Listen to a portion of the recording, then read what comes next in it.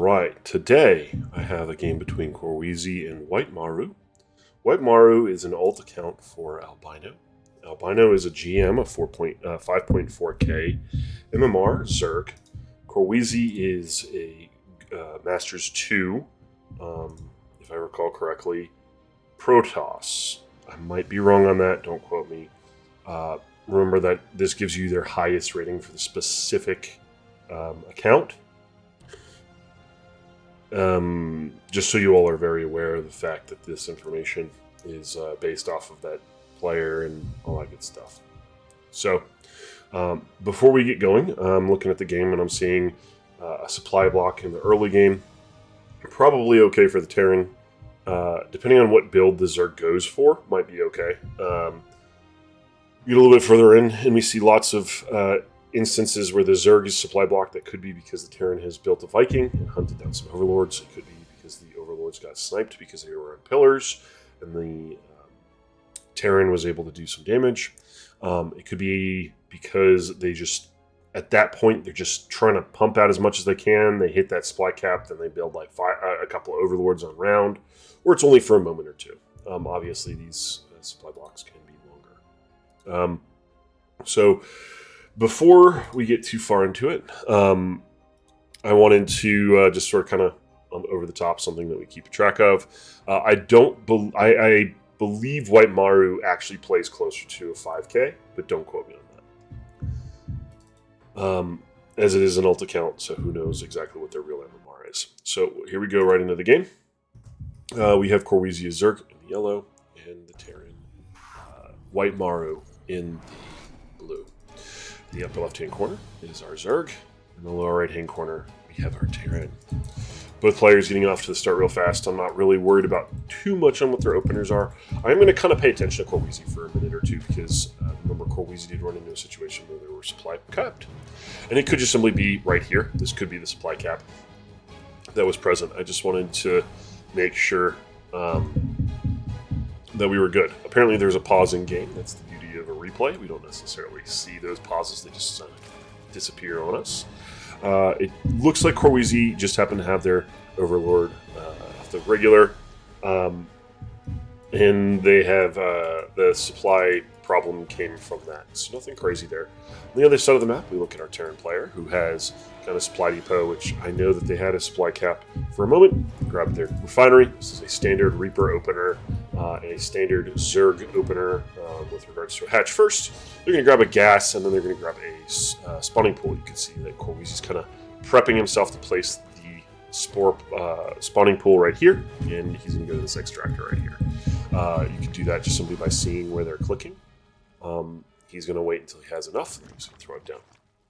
The reason that you do this is so that you can block right here with your queen, right here with your queen, which limits Hellion damage if they do run by, do attempt to do a run by. There are other reasons to do this. It does give you a choke point later on in the game, so if you know that you're going to be okay at the beginning, and we'll rally into this. This is all normal. So if you're looking for a standard play, this is exactly what you expect out of a standard player doing standard things. It gives you a choke point so that if you're doing drops in the back or a liberator or something like that, it can cause a headache here. So some players that are higher level don't do that, but most of them do.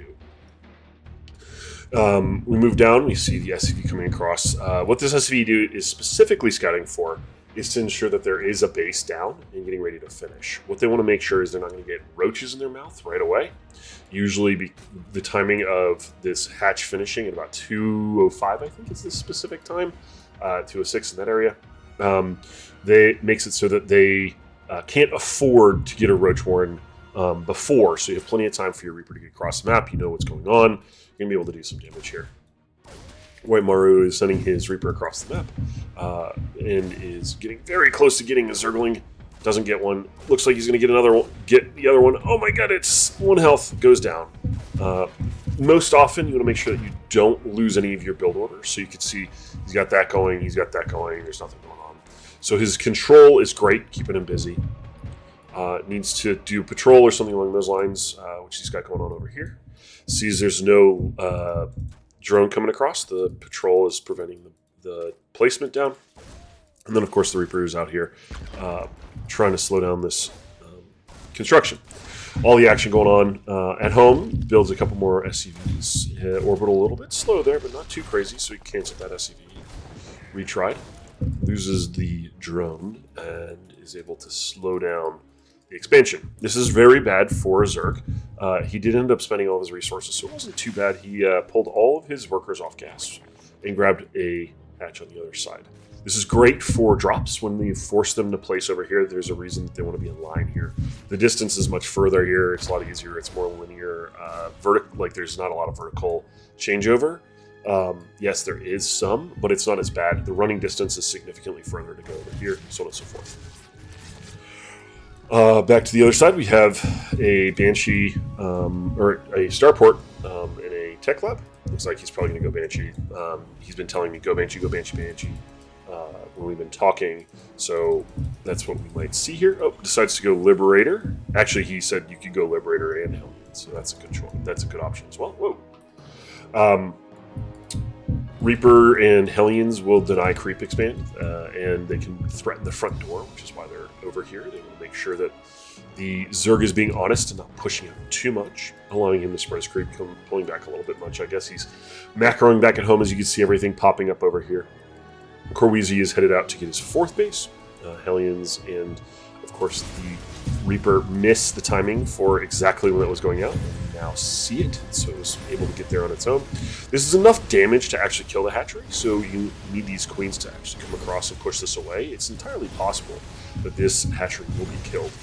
About 250, 300 damage or so has gone in. There is only 1,500 health, so you can see how far it is. And then Reaper bounced the queens further away and was able to do a run-in. Roach Horn on the way. He was able to spot that. Lings coming in to try and surround, get some of these Hellions, and of course our lovely Reaper. I think the Reaper went down already. Sacrificed it. Looks like he got a handful of workers here. Maybe 2 or 3. Not too many. Vision is always fun on the ramp with creep. He has the ability to do that because he has his overlord here. So note on spreading creep, those are kind of things you're paying attention to or thinking about. Making it so that you have an overlord properly placed. Liberator on its way out. korWEEEEEZY getting ready to shut down the Hellion pressure that was coming across. Losing only 1 or 2 on the way. Command center in the wall. Grabbing his extra gases. Lings checking the 3rd locations, making sure it's not on location, trying to get an easy snipe. WhiteMaru making sure that's not going to happen. Has multiple, a large bank, but hasn't spent it on upgrades and researches. I think that's a miss from WhiteMaru here. Not a big one, but a little bit of a miss. Lings do make their way in. Good job on that. But we have upgrades that are idling, barracks that are idling. We have another set of barracks on the way. The factory has built a tech lab, but nothing's coming out of it yet. Can't really afford a tank or anything like that, so that's okay. Hasn't saturated all the gases in his natural, which I think is why we're not able to get that tank out a little bit earlier. And we also finally do get all those upgrades going. Idle SCVs just hanging out. All you have to do is check over here on your mini-map. Right above your mini-map, you'll have a nice number. You can see there's 4 of them right there. He's going to grab a couple of reactors after 3 racking. Has another idle SCV there, so there's 5 of them. Running around, not doing much. Does a drop with 3 Marauders, 2 Marines. Is got a whole bunch of roaches coming across the map. Doesn't have any clue. Liberator is still doing pressure on the other side. Has 6 kills. It was at least a queen, and I believe a couple of drones. I don't know the exact specifics on what went down. korWEEEEEZY didn't test the front, nor did he trust his overlord to poke out and come back. So he's sitting back waiting for his Ravengers to finish. That way he can break the wall. Hilarious, puts down a Nydus Worm right inside the base, making it so that he has his opponent looking at that as well as having the front door get knocked down. Has a significantly superior force. That tank right there is going to be able to hold this line pretty effectively. Had he... Oh my goodness, and we have a small drop on the other side. But had he gone earlier, checking and just testing the front, he could have gotten in before that tank was able to do anything, get a bunch of kills. Ling's on top of the supply depot, knocking it down so that he can in. Is able to shut down his opponent's income significantly. On the other side of the map, WhiteMaru is doing Liberator pressure, and his drop has killed an entire hatchery. You can see that the control It's not quite there to make sure that that liberator goes down at 11 kills now. It's going to get quite a few. I'm going to keep it up so you can see what's going on. This is one of those kind of situations where you kind of keep aware of what's going on. The Zerg is bringing his army home, but did not prioritize the queens to get out. Leaves a couple of lings to do some pressure. Income, we have 6 workers versus 25. We have, of course, a 2-base situation for the Terran, almost a 3-base, and a 2-base for our Zerg at this point. The Queen's coming up, trying to defend, does not have the supply to be able to build things. There's a lot going on in this game right now. Holy cow, let's go ahead and take stock. We have a drop that has lost its drop medevac. We have a bunch of workers idling because they were worried about a liberator that was over here doing a lot of damage. We have one base, not even fully saturated, only one gas, gathering resources. A stockpile of resources for the Zerg with an overhead of plenty of supply available. 2 bases that have been killed off. 1 base that's been killed off. Another base about to go down. I literally paused it with 30 left. It's completely surrounded by lings. If you can defend that, I will be very impressed by anybody that's able to do that ever. It's possible that you could quite literally just let it burn. There's a tank, a handful of Marauders, and a handful of SCVs. Massively supply blocked at only 40 supply. So we're going to see some very interesting things going on. I think we're going to go ahead and watch the fight here at the front door because that's what's going to be coming on. I love the creep tumor in the base here. Oh, the Liberator ran home. He didn't even go all the way back. Oh my goodness. Ling's getting stuck behind the tank, or behind the roaches. Roaches and the Lings trying to kill that tank so desperately inside of that space. Going in for these somewhat fresh mules. Oh no. Drops all that energy, doesn't have anything left for his income. It's like one worker, or 1 or 2 Marauders versus a handful of roaches and a some medevacs, a single ling. Oh boy, this is getting him back in the ability to produce stuff. He's going to have a bunch of army pop out and is able to shut this down with a roach pressure. On the other side of the map, he hasn't actually retaken any of those bases. He's plenty of money to do so, but doesn't necessarily have the army to do so. He's using his queens to spread creep into our Terran's base, but is not able to completely get in there. Has to retreat. Maybe getting ready to set up a concave. Has some vision with the creep tumor up top. Is trying to push him back up the ramp. Has control of his natural. What he should be doing. Ooh, it's 15 roaches back at home. He's getting ready to either tech switch for Nydus because, my goodness, they don't have any kind of anti-air except for those 3 Marines. Which, of course, he could build more, but he has idle workers. Just needs to F1 and grab those. His supply capped pretty heavily. Doesn't have the appropriate army to be able to handle what the Zerg has placed. Has made it so that he's going to have to use his can to clean up everything, and he's able to get a Nydus Worm out. A bunch of roaches pop out, but not until after everything has gotten back in. Ling's coming out as well. Oh, goodness, it's so interesting. It's so difficult to deal with that. I don't know. That's like really, really hard to do on the control. On the other side of the map, we have the Liberators getting ready to go in. He's trying to take out this starport, make sure he doesn't have to worry about those Liberators once he kills them again. Liberators taking out what workers korWEEEEEZY does have in his natural. On the other side of the map, we have WhiteMaru over here having some workers just trying to make it so it doesn't get supply blocked, slowly losing 1 or 2 Marauders here and there, losing additional supplies, losing production. Is down to tank or factory tech, has no income other than these 4 or 5 SCVs and a mule. Over here, korWEEEEEZY is doing his absolute best to reduce the amount of Marauders and things that are coming out. He's dropping a Nydus Worm right into his face, trying to get that creep spread going a little bit further. Could have easily just taken this, thrown that there, and been good. But he's protecting that Nydus Worm because he knows that his queen can't use its transfusion unless it's on creep. The Ravengers are hanging out. There's no additional army coming through this Nydus. It's just here to spread that creep, make it really annoying. You can see he placed it right there. Get some protection, get that queen that ability to transfuse again. Trying to focus down the many medevacs. Doesn't actually have the ability to do it. Back at home, he is a Liberator singular. 2 Liberators, one with 39 kills. My goodness. and the other one with 14 just stopping every single worker it can from getting any resources it possibly want to. No queen at home, doesn't have the ability to, just didn't create it, didn't have the wings in the place, has some wings on the other side, just making sure that the Terran isn't able to keep going on their own. Liberator's placed in a way to make it so they can prevent the thirds from going down real fast. This is a very, very close game, all things considered. We're going to speed it up just a little bit. Not too much. We don't want to go too far, but we know that there's going to be some run across. There's going to be some rebuilds. There's going to be some queens pushing Liberators away. And you can see that one Liberator did die. The other one is in trouble.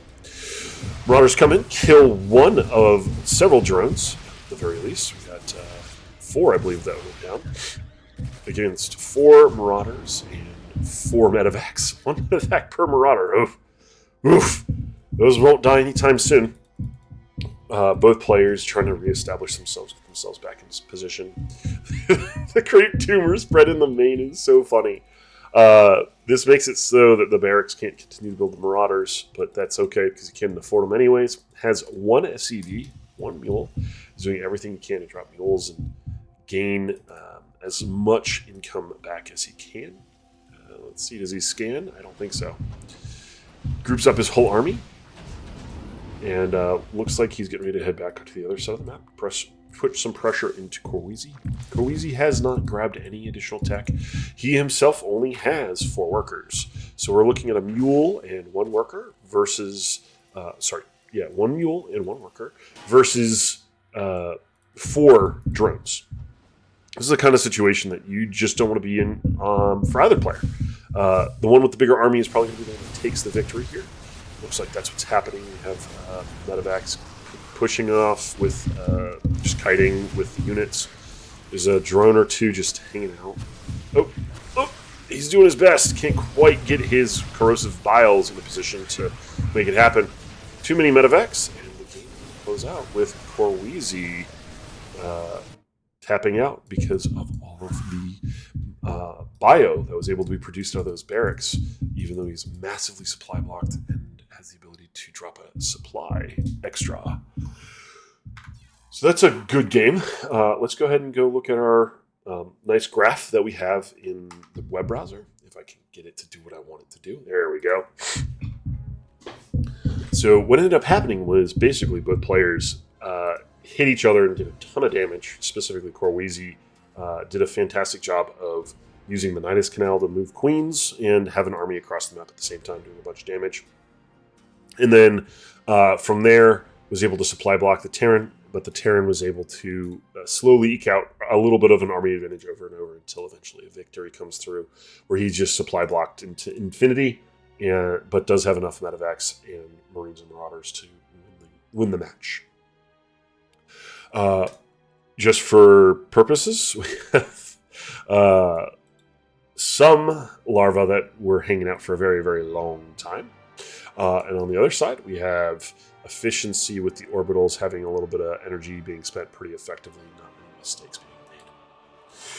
Well, thank you all for watching that game. I thought it was a little bit longer than that, but it was only a little bit over 15 minutes. Good game to both players. And I look forward to anybody else submitting any more replays for me to go over. Kind of cast, kind of talk about what they could have done better a little bit here and there. Some interesting things that happened there. And of course, thank you all for watching.